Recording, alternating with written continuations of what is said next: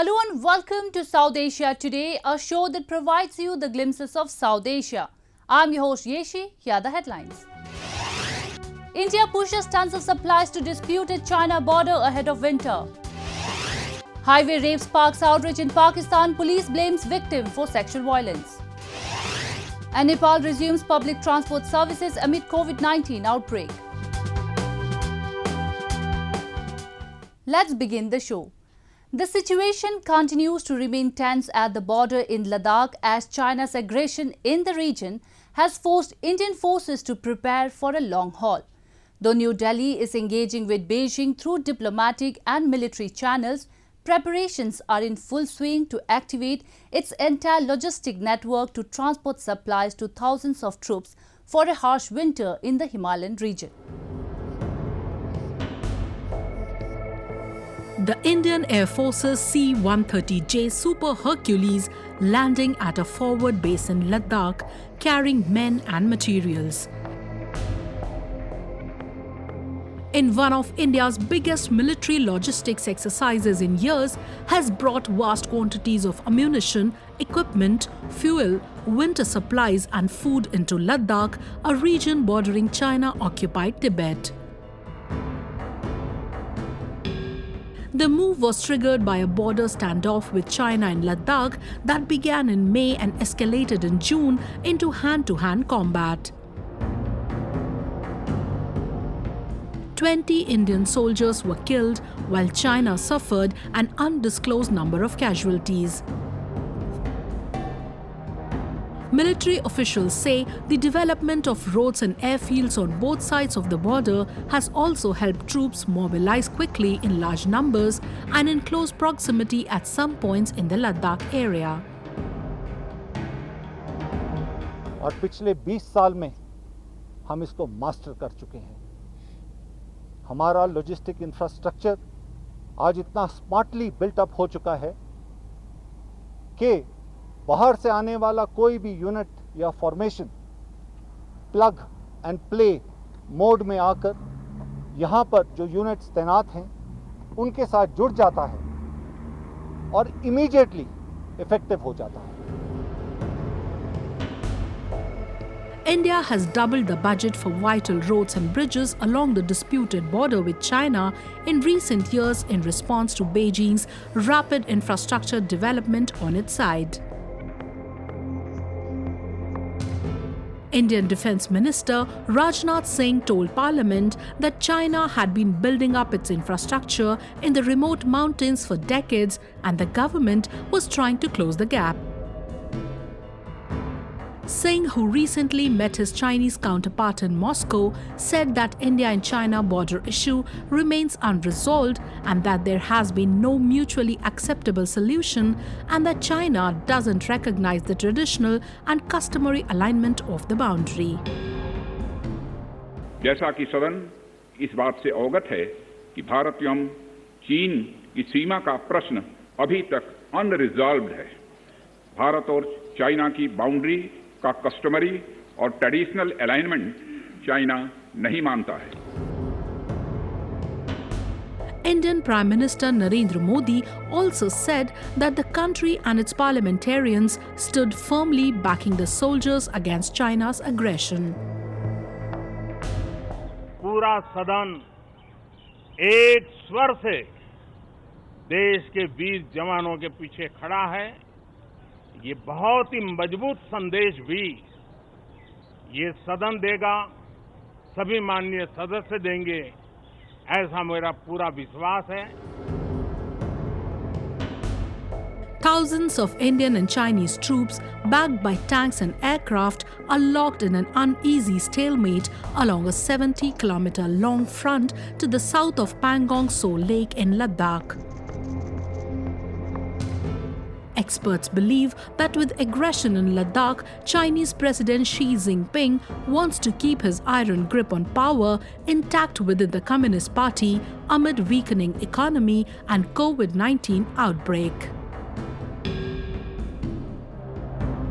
Moving on, after nearly 20 years of violence, Afghan leaders and the Taliban were meeting face to face, adamant to defend their agendas behind closed doors in Doha.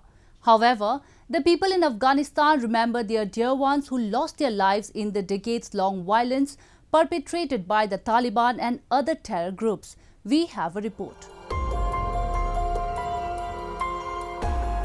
These families of the victims of a 2018 suicide attack in Kabul gathered at the graveyard of their loved ones and called for a lasting peace as Afghan government officials and the Taliban hold talks in Doha to end 19 years of war in the country.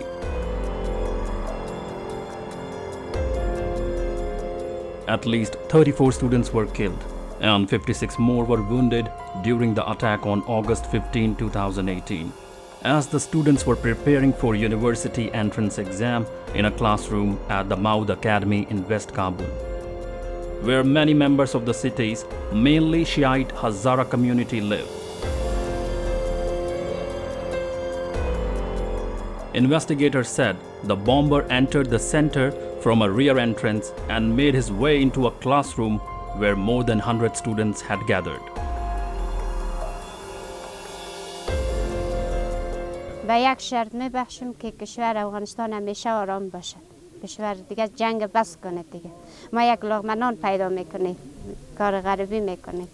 دیگه بس کنه دیگه. ولی از خدا دیگه بس کنه. ما به عنوان یک شهروند افغانستان که به صورت مستقیم و غیر مستقیم از جنگ افغانستان آسیب دیدم، من خوشحال هستم که گفتگوها شروع شدن و امیدوار هستم که گفتگوها نتیجه بدن. به هر حال تمام مردم افغانستان که امروز از جنگ افغانستان رنج دیدن میخوانی به پایان برسد.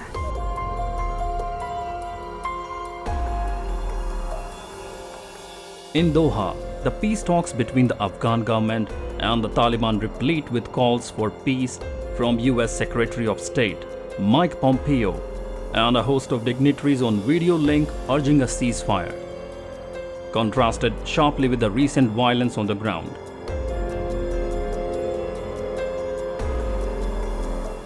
Just hours after the long-awaited talk started, the Taliban again jostled with security forces for control of key highways in Kunduz.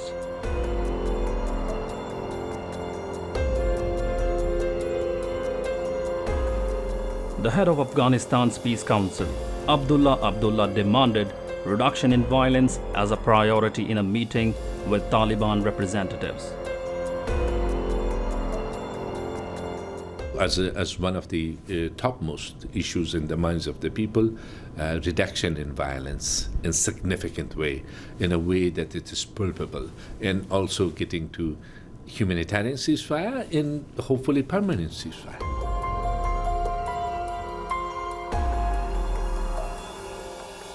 The Taliban do not recognize the Afghan government and call it Kabul administration, one that is installed by the United States.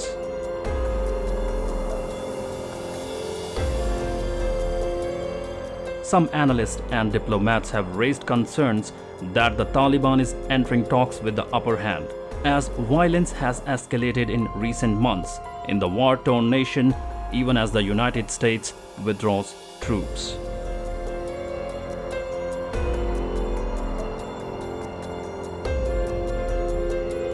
Women are not safe in Pakistan. The rape of a woman on a highway near Lahore city has sent shockwaves across the Islamic nation. Protests have broken out in cities across Pakistan after a senior police officer appeared to blame the victim for travelling late at night without a meal.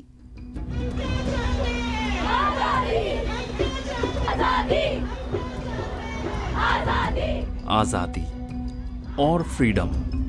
Women chanted on the streets of major cities across Pakistan as they protested police handling of a case known as the motorway incident, a shocking rape of a woman by multiple assailants.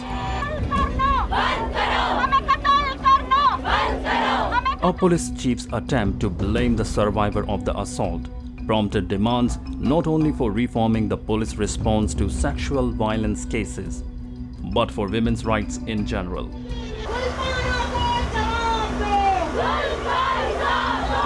So far, those demands have been mostly ignored.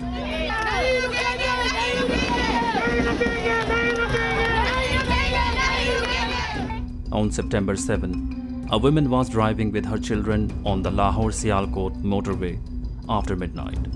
When her car ran out of fuel, she called a relative and the motorway police.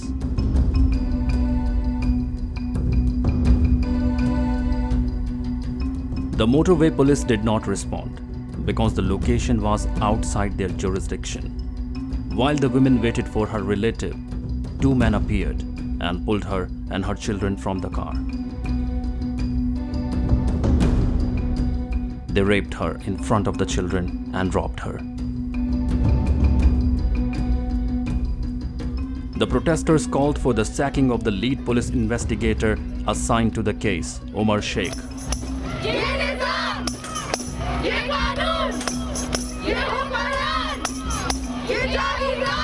Prime Minister Imran Khan wants to make it the state of Medina in the times of the Holy Prophet, peace be upon him. What kind of Medina state is this? What kind of an Islamic republic is this? Where a woman gets gang raped in front of her children in a big metropolitan city of Lahore, and the chief police officer blames her instead and says she shouldn't be out on the road at night, she shouldn't be driving alone, she should have taken this road, not that road, etc., etc. I think it is a shame. शर्म का मकाम है हमारे मुल्क के लिए, हमारी हुकूमत के लिए, हमारी पुलिस के लिए शर्म का मकाम है कि इस किस्म का सानहा इस मुल्क में हुआ है और उसके बाद भी ऐसे कमेंट्स और ऐसे अल्फाज लोग इस्तेमाल कर रहे हैं कि उसमें भी विक्टिम ब्लेमिंग हो रही है. मतलब इससे ज़्यादा शर्म का मकाम एक मुल्क के लिए नहीं हो सकता जहाँ उनकी माएँ, बहनें, बेटियाँ कोई महफूज नहीं है. In a television interview, Pakistan's Prime Minister Imran Khan said he wanted convicted rapists to be chemically castrated while reacting to a question on the rape of a woman. देखिए ना, जिस तरह मर्डर होता है first degree, second degree, third degree, उसी तरह इसको भी ग्रेड करें और जो फर्स्ट डिग्री हो उसको तो कैस्ट्रेशन करें, यानी उनको कभी भी, यानी उनको आप ऑपरेशन करके उनको नकारा करके रख दें.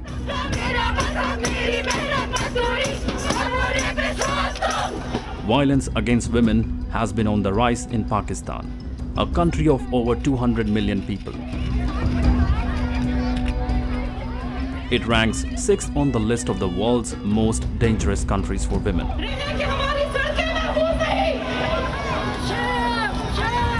According to statistics collected by White Ribbon Pakistan, an NGO working for women's rights, 4,734 women faced sexual violence between 2004 and 2016. Over 15,000 cases of honor crimes were registered. There were more than 1,800 cases of domestic violence and over 5,500 kidnappings of women during this period. Recently, lawmakers in Pakistan introduced legislation for the public hanging of those convicted of sexual abuse and the murder of children, but the law was not passed.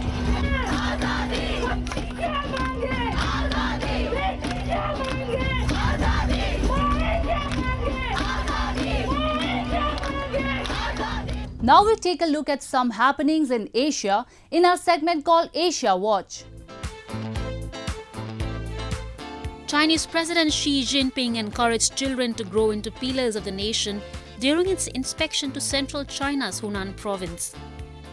Xi, also General Secretary of the Communist Party of China Central Committee and Chairman of the Central Military Commission, visited a primary school in Rucheng County of Hunan's Zhenzhou city.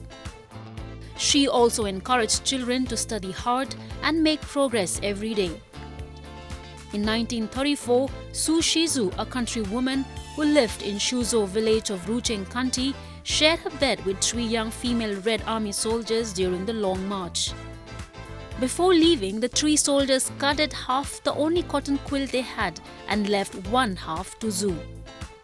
Zhu always told her children and grandchildren that the Communist Party was a group of people who would cut the only quilt they had in half and give it to those in need.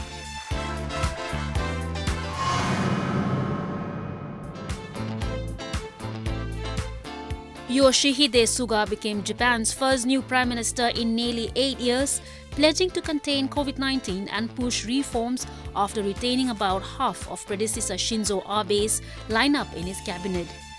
Suga said he would stick with his former boss Abenomics' growth policies while pushing reforms including deregulation, digitalization and smashing of bureaucratic barriers. Seeming to play down the possibility of an early election, he said what Japanese most wanted was to contain the coronavirus outbreak and revive the battered economy. 国民のためになる、ために働く内閣を作ります。国民のために働く内閣。そのことによって国民の皆さんのご期待にお応えをしていきたい。 A lower house election must be held by late October 2021, but there is speculation Suga might call a poll sooner to cement his mandate. Abe, Japan's longest-serving premier, resigned because of ill health after nearly 8 years in office. Suga served under him as chief cabinet secretary, acting as top government spokesman and coordinating policies. He also had a task of defending Abe during cronyism scandals that at times dragged down cabinet support rates. About half of the new cabinet are carryovers from Abe. Only 2 are women and the average age, including Suga, is 60. Finance Minister Taro Aso and Foreign Minister Toshimitsu Moteki stayed on, as did Environment Minister Shinjiro Koizumi, the youngest in the cabinet at 39.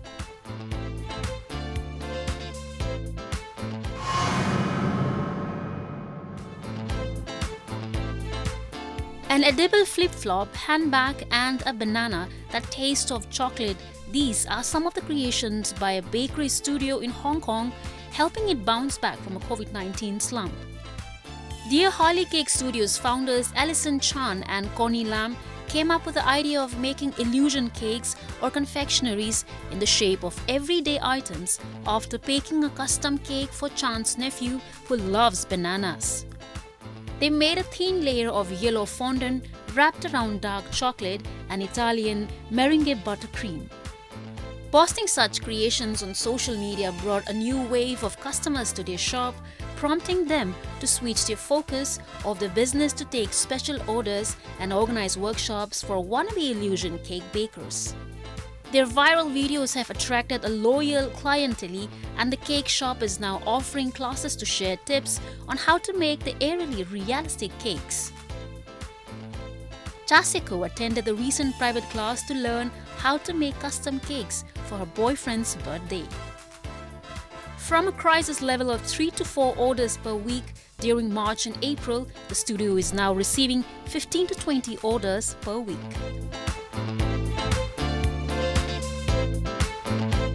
Moving on, coronavirus has badly affected the economy of Nepal, which is based on tourism sector. Amid rising number of COVID-19 cases, the government is left with no option but to resume economic activities and allow transportation of goods and people. Let's take a look.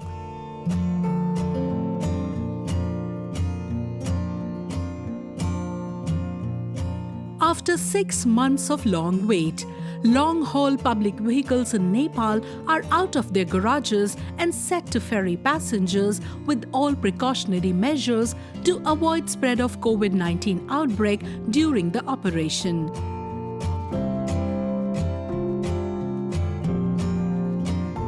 The nationwide lockdown imposed by the government, which came into effect on March 24, had led to complete halt in long economic and social activities targeted to curb the spread of coronavirus infection.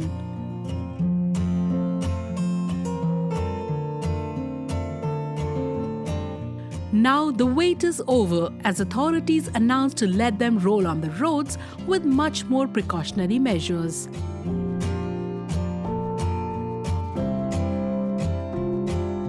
गाडीहरू सीमित मात्रामा मात्रै तपाईको चलाउने योग्य छन् अहिले अब कोही बन्दै छन् कतिको टायरका समस्या छन् कतै इन्जिनहरू मेन्टेनेन्स गर्न पर्ने छ हरेक कुरो छ अब हाम्रो तयारी भनेको अब गाडीमा पेसेन्जर चाहिँ अलिक कमै राख्ने र अब संस्थागत उसमा चाहिँ अब यो सेनिटाइजरदेखि लिएर मास्कहरूको प्रयोग गराउने भन्ने कुरो छ।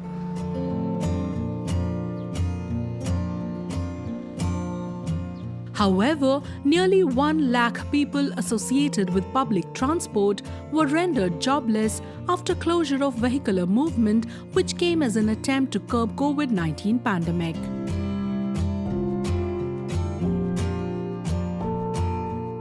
Allowing vehicles to hit the road again, government also has allowed service providers to increase fare up to 50% of pre-lockdown rate.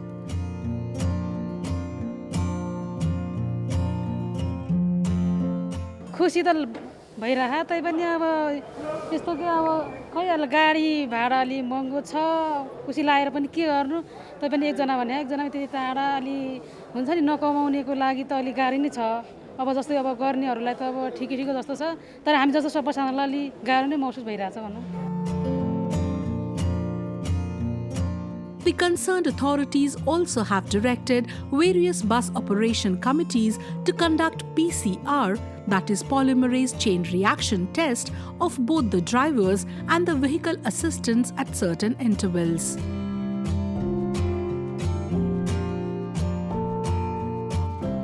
Kathmandu city contributes about 40 to 50% of total number of COVID-19 cases, which has increased the risk of transmission to other districts with the outwardly flow of people in the wake of festive season.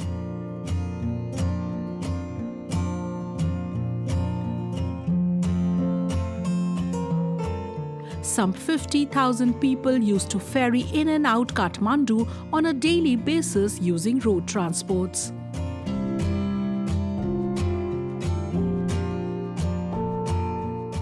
Moving on to India, a vibrant and culturally rich country where a large number of festivals are celebrated throughout the year. These festivals are grand celebrations showcasing the art and culture. It also brings together the family members living far away and creates a bond in the society. Today, we will take you to Varanasi city where scores of women celebrated the 3-day Jivit Putrika or Jitya Vrat Puja, praying for the well-being of their children. Let's take a look. Dressed in their colorful traditional attires, these women are celebrating Jitya Vrat or Jivit Putrika with religious fervor and adoration.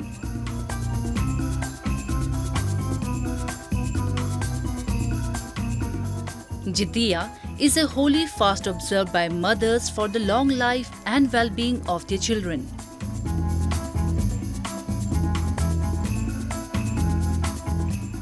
They prepare a variety of food items on this occasion, which include vegetable fritters, curry rice, noni saag, jor bhat and other delicacies.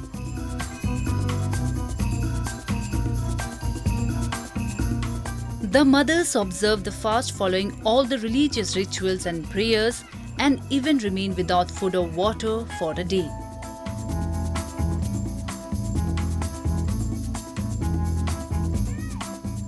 ये ज्योतिया माई क्या क्या होता है इसमें? ये मन कहानी होला 24 घंटा बरती रहल जाला। सब कोई भूखा पियासा बिना अन्न बिना पानी का सब कोई रहला फिर एकरे बाद जेकरे जौन शक्ति रहला माई के लिया करके पूजा करके तब फिर कल रात भर दिन भर 24 घंटा बीत जाए बिना पानी का तो पूजा करके तो सवेरे सब कोई 9-10 बजे ले पानी पियन अपने अपने घरे पूजा करियन। Jitya is celebrated for 3 days. Nahai Khai. The first day is Nahai Khai, where mothers consume food after having a bath in the morning, and also they pay homage to the departed ancestors from the family. Khar Jitya. On this day, mothers observe strict fasting without drinking water. Paran, the third and the last day, is when the mothers finally break the fast. A variety of delicacies are prepared on this day, such as curry rice, noni saag and madua roti. हमने का जीवतिया है। का होला duty आपके? यही पूजा पाठ होता 24 घंटा पार्टी रहल जाई, वही पूजा पाठ हो जाए पाठ।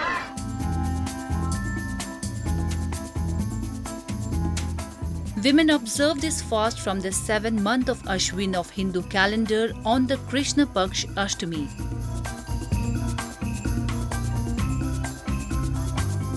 It is mainly celebrated in the states of Bihar, Jharkhand and Uttar Pradesh.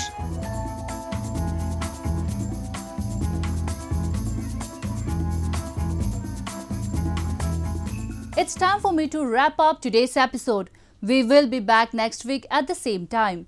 This is Yeshi signing off from the entire production team of South Asia Today. Goodbye and take care.